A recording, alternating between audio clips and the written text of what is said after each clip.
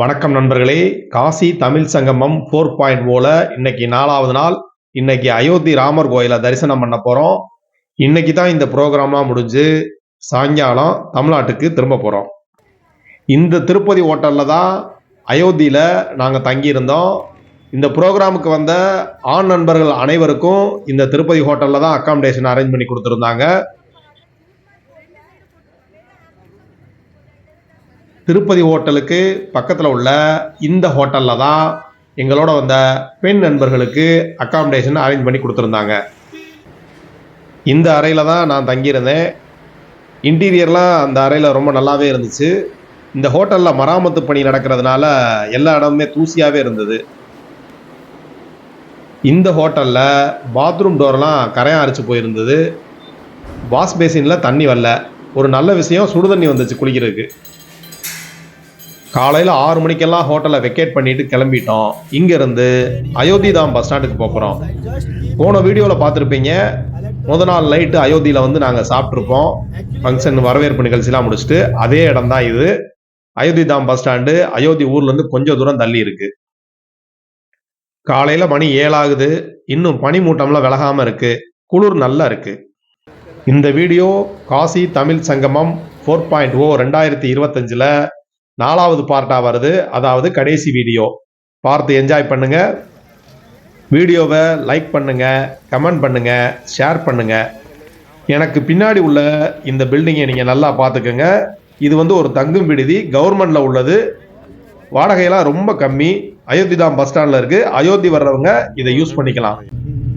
அயோத்தி ராமர் கோயிலை தரிசனம் பண்ணுறதுக்காக கிளம்பிட்டோம். இங்கே உள்ள பொது செவர்களில் ராமாயண காட்சிகளை நினைவுபடுத்துகிற மாதிரி மதுபானி ஓவியங்கள் வரைஞ்சிருக்காங்க. அயோத்தி நகருக்குள்ள வந்துட்டோம்.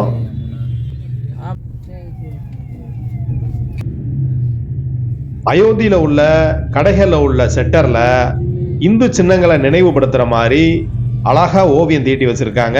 பார்க்கறதுக்கு ரொம்பவே சந்தோஷமாகவும் மகிழ்ச்சியாகவும் இருக்கு. அயோத்தி தாம் பஸ் ஸ்டாண்ட்ல இருந்து ராம ஜென்ம பூமிக்கு வர்றதுக்கு நிறைய ஆட்டோஸ் இருக்கு. இந்த மாதிரி ஆட்டோ, அதில் வந்துடலாம். அயோத்தியில் ரூம் எடுத்து தங்கினோம்னா ரூம் ரெண்ட்டு கொஞ்சம் அதிகமாகவே இருக்கும். இந்தியாவில் உள்ள ஆன்மீக தலங்களில் அதிகமான பக்தர்கள் வரக்கூடிய இடத்துல அயோத்தியும் ஒன்றா இப்போ மாறிடுச்சு.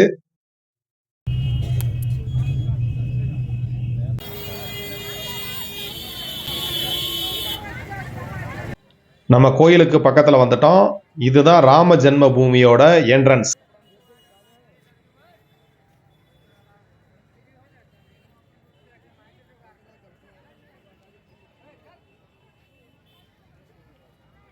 அனைத்து நாட்கள்லையுமே ராம ஜென்ம பூமிக்கு பக்தர்கள் கூட்டம் வந்த வண்ணம் இருக்கு.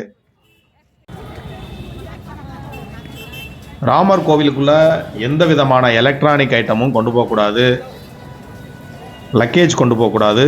வெளியவே வச்சுட்டு போயிடணும்.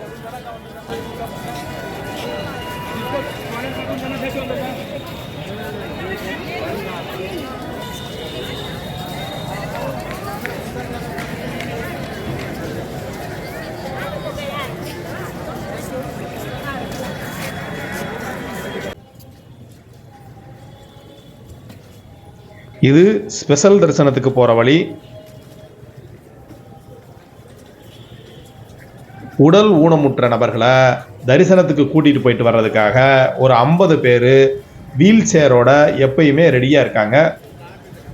இந்த அயோத்தி ராமர் கோவிலில் ராமர் ராம்லல்லா அப்படின்னு அழைக்கப்படும் ஒரு 12 வயது பாலகனா பக்தர்களுக்கு அருள் பாலிக்கிறாரு. இந்த ராமர் கோவிலோட அமைப்பு தமிழ்நாட்டில் உள்ள தஞ்சை பெரிய கோயிலோட அமைப்போட அப்படியே ஒத்துப்போகுது. இது ராமர் சுக்ரீவனுக்கு கொடுத்த சுக்ரீவ் கிலா அப்படிங்கிற மாளிகை. அயோத்தி கோயிலுக்கு போகிற வழியில் இடது பக்கம் அமைஞ்சிருக்கு. எப்படியும் நம்ம ரோட்ல இருந்து ஒரு 1/2 கிலோமீட்டருக்கு மேலே நடந்து போகணும்.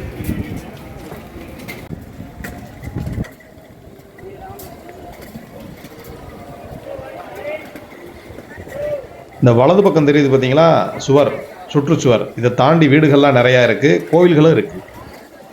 காலையில் 8 மணிக்கு மேலே ஆச்சு. பனி மூட்டமாக இருக்கிறதுனால இங்கேருந்து ஃபோக்கஸ் பண்ணி இவ்வளோ தான் தெரியுது ராமர் கோயில் நம்மளுக்கு. இதுக்கு மேலே நம்மளை கேமராவோ வேறு எதுவுமே எடுத்துகிட்டு போக அலோவ் பண்ண மாட்டாங்க. இந்த இடத்துக்கு மேலே கடுமையான பாதுகாப்பு இருக்கும்.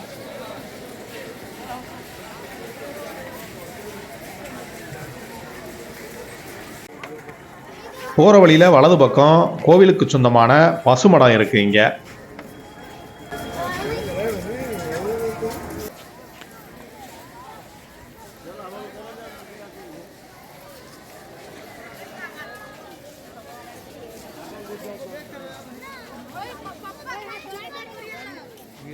கோவிலுக்கு உள்ளே போய் குழந்தை ராமரை நாங்கள் நல்லபடியாக தரிசனம் பண்ணோம்.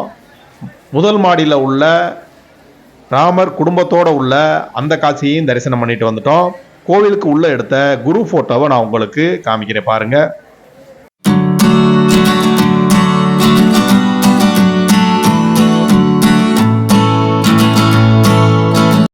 அயோத்தி ராமர் கோவிலுக்கு எப்பயுமே கமாண்டோ படையோட பாதுகாப்பு இருக்குது. அடுத்து நம்ம தரிசனம் பண்ண போகிற கோவில் அனுமன் கர்கின்னு சொல்லக்கூடிய அனுமன் கோவில். ராம ஜென்மபூமிக்கு முன்னாடி உள்ள இந்த ரோடு ரொம்ப பிஸியாக இருக்குது. எப்பயுமே வியாபாரிகளால் நிரம்பி வழியுது. எல்லா கடையிலையுமே இங்கே வர்ற பக்தர்கள் ஏதாவது ஒரு பொருளை வாங்கிட்டு தான் இருக்காங்க. காசியை விட அயோத்தியில் இங்கே கொஞ்சம் ரேட்டெல்லாம் கம்மியாக இருக்குதுன்னு சொன்னாங்க. அயோத்திக்கு வர்ற பக்தர்கள் அனுமனை வழிபட்டுட்டு அதுக்கப்புறம் தான் ராமரை போய் வழிபடுறாங்க. ஆனால் நாங்கள் ராமரை வழிபட்டுட்டு அதுக்கப்புறம் இங்கே வந்தோம். ஏன்னா இங்கே வந்து கூட்டமான பகுதி, எல்லாரையும் தனித்தனியாக பார்க்க முடியாதுன்றதுக்காக சாமியை கும்பிட்டு எல்லாருமே நேராக பஸ்ஸுக்கு வந்துருங்க அப்படின்னு சொல்லிட்டாங்க. இந்த அனுமன் கர்கி கோவில் 76 படிகளுடைய கொஞ்சம் உயரமான இடத்துல இருக்கு. இந்த கோவில்ல கட்டுக்கடங்காத கூட்டம் இருக்குங்க. இங்க அனுமன் தன்னோட தாய் அஞ்சனாவோட மடியில் இருக்கிற மாதிரி இங்கே பக்தர்களுக்கு அருள் பாலிக்கிறாரு. நம்மளும் அனுமனை நல்லா வேண்டிக்கிடுவோம். எல்லாரும் நல்லா இருக்கணும் அப்படின்னு வேண்டிக்கிடுவோம். ஸ்ரீராமரையும் அனுமனையும் வேண்டிக்கிட்டு இப்போ நம்ம சரையூ நதிக்கரையில் உள்ள படித்துறைக்கு போவோம். அயோத்தியில் நிறைய கோயில்கள் இருக்குது, மசூதி இருக்குது. ஒவ்வொரு கட்டடத்தோட முகப்பும் வண்ணமயமாக டிசைன் பண்ணி வச்சுருக்காங்க. இங்கே பார்த்தீங்களா, இந்த கட்டடம்லாம் பாருங்கள், கலர்ஃபுல்லாகவே இருக்குது.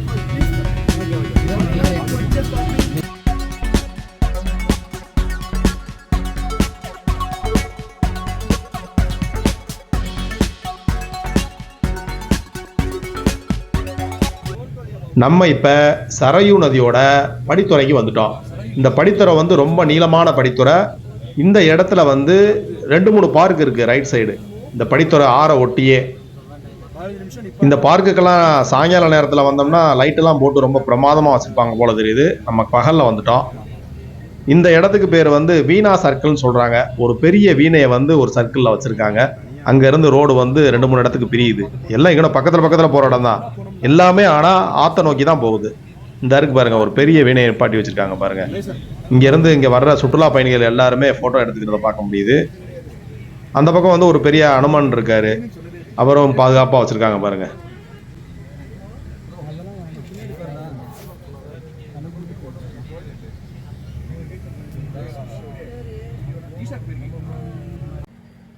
இது வந்து நாகேஸ்வரர் கோவிலுங்க, அந்த பக்கம் தெரிகிறது. அடுத்து நம்ம உள்ளே போய் பார்ப்போம்.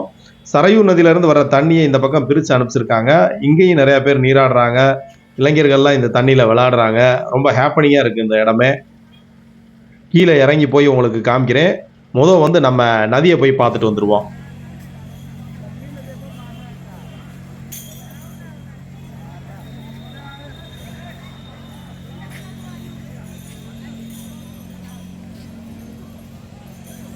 ராமாயணம் ஆரம்பித்ததும் இந்த நதிக்கரையில் தான், ராமாயணம் முடிஞ்சதும் இந்த நதிக்கரையில் தான். ராமன் அயோத்தியை விட்டு காட்டுக்கு போனது இந்த நதி வழியாக தான் போனார். ராமன் இந்த உலகத்தை விட்டு போனது இந்த தண்ணிக்குள்ளே இறங்கி தான் தன்னோட வாழ்க்கையை முடிச்சுக்கிட்டாரு. அதனால் இந்த சரையூ நதி ரொம்பவே புனிதமான நதி. இங்கே உள்ள போட்டெல்லாம் பாருங்கள், எல்லாமே அலங்காரம் பண்ணி ரொம்ப சூப்பராக வச்சுருக்காங்க. கலர்ஃபுல்லாக இருக்குது பார்க்குறதுக்கே. நிறைய பேர் வந்து இங்கே நீராடுறாங்க. கோவில்களுக்கு இங்கேருந்து தீர்த்தம் எடுத்துகிட்டு போகிறாங்க, வீட்டுக்கு இங்கேருந்து தீர்த்தம் எடுத்துகிட்டு போகிறாங்க. இந்த படித்துறையில் சின்ன சின்ன லிங்கம் வச்சுருக்காங்க. குளிச்சுட்டு இந்த தண்ணியை எடுத்து, இந்த நதியோட தண்ணியை எடுத்து அந்த லிங்கத்துக்கு தங்களோட கைகளால் அபிஷேகம் பண்ணுறாங்க.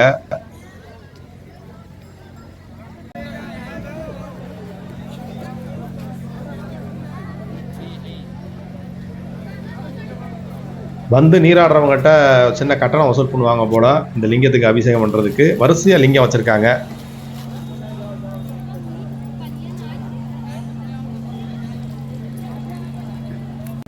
இந்த சரையூ நதிக்கரை நிறைய சின்ன சின்ன வியாபாரிகளுக்கு அவங்களுக்கு வந்து ஒரு வாழ்வாதாரமாக இருக்குது. தட்டிலே வச்சு இந்த மாதிரி குங்குமங்களை நிறைய விற்பனை செய்கிறத பார்க்க முடியுது. இங்கே வாட்டர் கேன் விற்கிறாங்க. எல்லாமே இந்த காவி கலர் தான். ஒரு டப்பா கூட வந்து வேறு கலரில் இங்கே இல்லைங்க. இந்த கலர் டப்பா, இந்த கலர் பொட்டு தான் வந்து இங்கே வந்து பழக்கம் போல். இந்த இடத்துல டெய்லி வந்து சரையூ நதிக்கு வந்து ஆராத்தி நடக்கும். காசியில் எப்படி கங்கை ஆராத்தி நடக்குதோ அதே மாதிரி தினந்தோறும் சாயங்காலம் ஆராத்தி இங்கே நடக்கும். இந்த சரையூ நதியோட உண்மையான பெயர் வந்து காக்ரா நதி. இந்த காக்ரா நதியோட தென்பகுதி இந்த அயோத்தியில் வந்து இதை வந்து சரையூ அப்படின்னு அழைக்கிறாங்க. இந்த காக்ரா நதியும் இமயமலையில் மானசரோவர் பக்கத்தில் இருந்து தான் உற்பத்தி ஆகி வருது. இங்கே உள்ள படகுகளில் இங்கேருந்து அக்கறைக்கு கூட்டிகிட்டு போயிட்டு திருப்பி கூட்டிகிட்டு வர்றாங்க. ஒரு ஆளுக்கு 100 ரூபா கட்டணம். நம்ம பார்க்குறது இந்த படித்துறையோட ஒரு பகுதி தான். இன்னும் நிறைய இருக்குது அந்த பக்கம். நம்ம அந்த பக்கம் போகலை. இது வந்து கரைக்கு இந்த பக்கம் சரையூ நதியிலேருந்து வர்ற தண்ணியை பிரித்து இந்த பக்கமாக விட்டுருக்காங்க. இந்த இடத்த அழகுபடுத்துகிற வேலை முழு வீச்சில் நடந்துக்கிட்டு இருக்கு.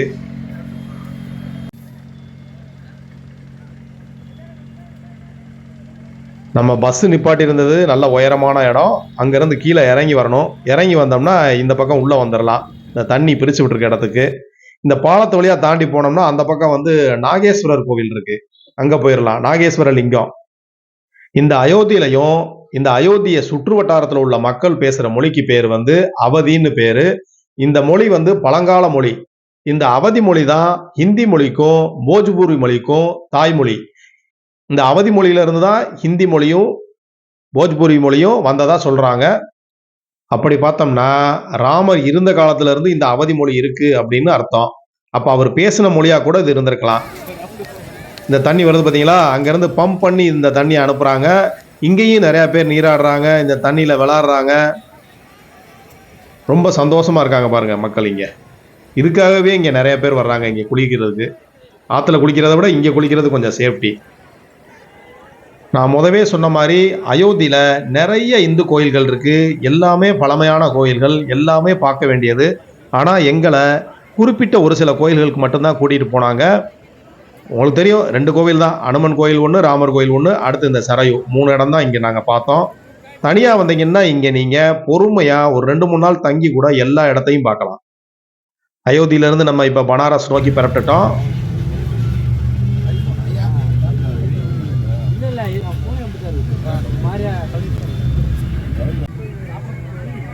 இந்த ரோட்டில் 2 பக்கமும் இந்த மாதிரி ஒரு சின்ன சின்ன செவர் மாதிரி கட்டி அதில் ராமாயண காட்சிகளை ஓவியமாக நல்லா தத்ரூபமாக வரைஞ்சி வச்சுருக்காங்க. மொத்தத்தில் இந்த அயோத்தி நகரமே பார்க்குறதுக்கு ரொம்ப கண்கொள்ளா காட்சியாக இருக்குது. ராமர் பிறந்த ஊர் இல்லையா?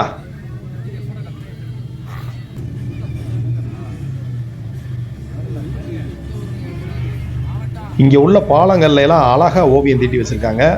நம்ம ஊர்லேயும் நம்ம தமிழையும் தமிழ்நாட்டையும் பெருமைப்படுத்துகிற மாதிரி இங்கே உள்ள பாலங்கள்லையும் இந்த மாதிரி ஓவியங்கள் தீட்டி வச்சா இன்னும் நம்ம ஊர் ரொம்ப பிரமாதமாக இருக்கும். ஏன்னா எல்லா மொழியும் தோன்றதுக்கு முன்னாடி தோன்றின மூத்த மொழி நம்மளோட தமிழ் மொழி. பனாரஸ் போகிறதுக்கு முன்னாடி அயோத்தி தாம் பஸ் ஸ்டாண்டில் போய் கொஞ்சம் சாப்பிட்டுட்டு மத்தியான சாப்பாடை முடிச்சுட்டு இங்கேருந்து நம்ம கிளம்புறோம்.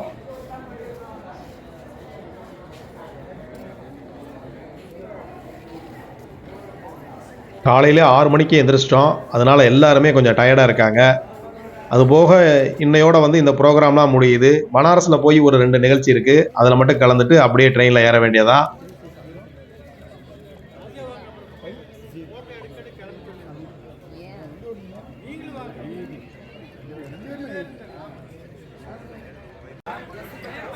வாரணாசி போகிற வழியில் ஒரு கடையில் டீ சாப்பிட்றதுக்காக நிப்பாட்டியிருக்கோம். இங்கே உள்ள பலகாரங்கள்லாம் பாருங்கள் எப்படி இருக்குன்னு.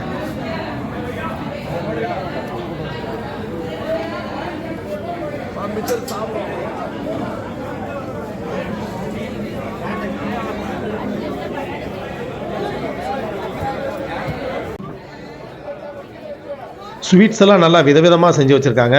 ஆனால் கொஞ்சம் உள்ளே வந்து சுத்தம் இல்லாமல் ஈ முச்சிட்டு இருக்கு.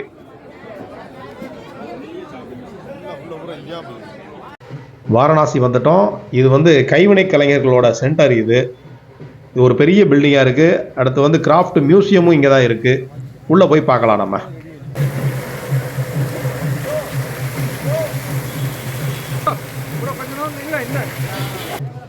இங்கேயும் நம்மளுக்கு மலர் தூவி வரவேற்பு கொடுக்குறாங்க.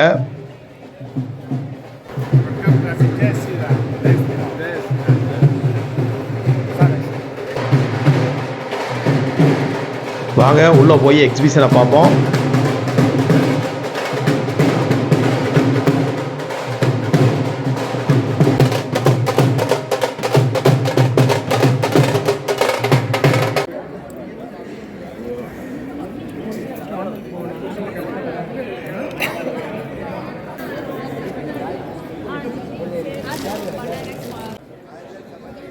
தமிழ்நாட்டிலேருந்து வந்த கலைஞர்கள் தான் இங்கே தங்களோட சொந்த படைப்பை இங்கே வந்து காட்சிக்கு வச்சுருக்காங்க.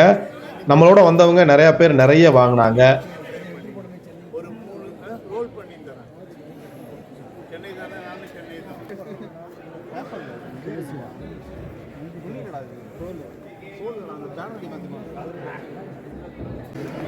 இவர் நம்மளோட வந்த கைடு மல்லேஷ் IRCTCல வேலை பார்க்குறாரு. காசியில் இவர் கைடு.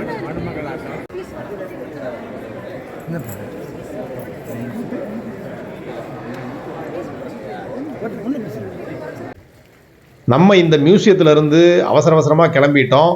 உடனே போய் ஹோட்டல் டி பாரிஸில் சாப்பிட்றோம். சாப்பிட்டுட்டு நேராக ரயில்வே ஸ்டேஷனுக்கு போகிறோம்.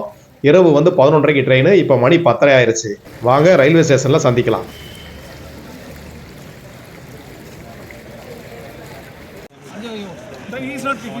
பனாரஸில் உள்ள அதிகாரிகளுக்கும் எங்களுக்கு கைடாக வந்தவங்களுக்கும் சென்னை IIT சார்பிலையும் எங்களோட சார்பிலையும் மரியாதை செலுத்துகிறோம்.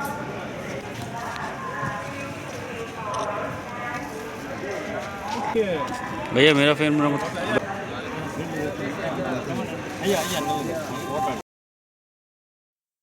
இந்த இரவு நேரத்திலையும் அரசியல்வாதிகளும் அதிகாரிகளும் வந்திருந்து எங்களை வழி அனுப்பி வச்சாங்க. அவங்களுக்கெல்லாம் ஒரு தேங்க்ஸ் சொல்லிட்டு கிளம்புவோம். ரொம்ப சந்தோஷமா இருக்கு அவங்க பார்க்கையில. ரொம்பவே கேர் எடுத்து எங்களை பார்த்துக்கிட்டாங்க.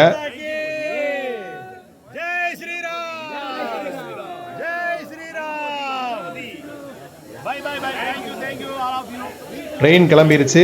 நம்மளோட கைடு ராஜதர்மன் என்ன சொல்றாருன்னு கேட்கலாம் வாங்க. வணக்கம் சார், என் பேர் ராஜதர்மா.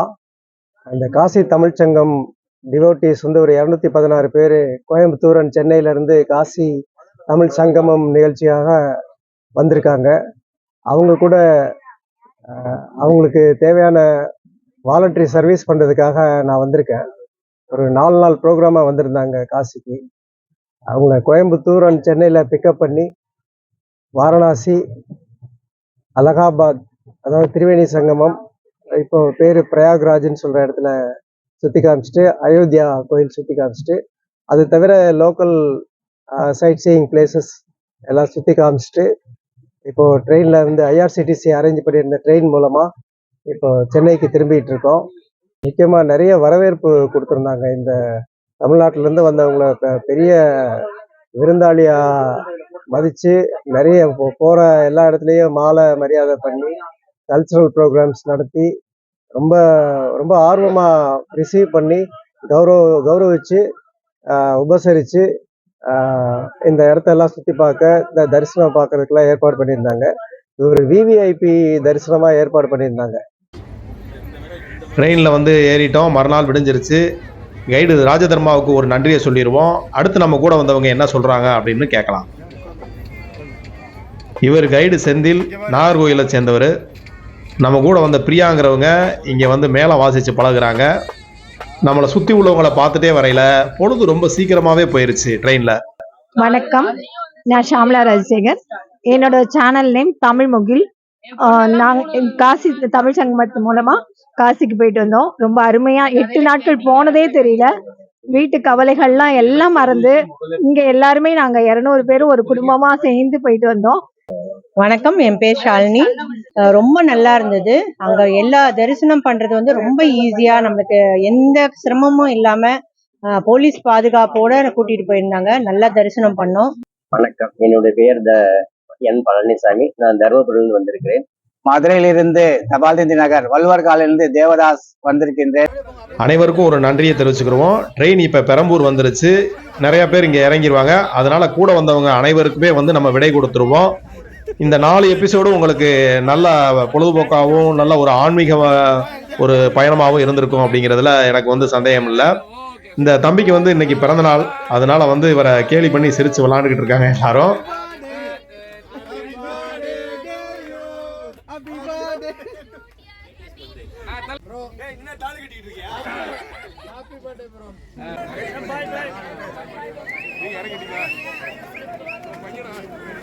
ட்ரெயின் கிளம்பிடுச்சு. நான் மறுநாள் காலையில் ஈரோட்டில் இறங்கி மதுரைக்கு வந்து பத்திரமா வந்து சேர்ந்துட்டேன். இந்த வீடியோ பார்த்த எல்லாருக்குமே வந்து நன்றி. அடுத்து நம்ம வந்து வழக்கம் போல் வீடியோ போடுவோம். எல்லாரும் தொடர்ந்து ஆதரவு கொடுங்க. நன்றி நண்பர்களே. இன்னொரு நல்ல வீடியோவில் சந்திக்கிறேன்.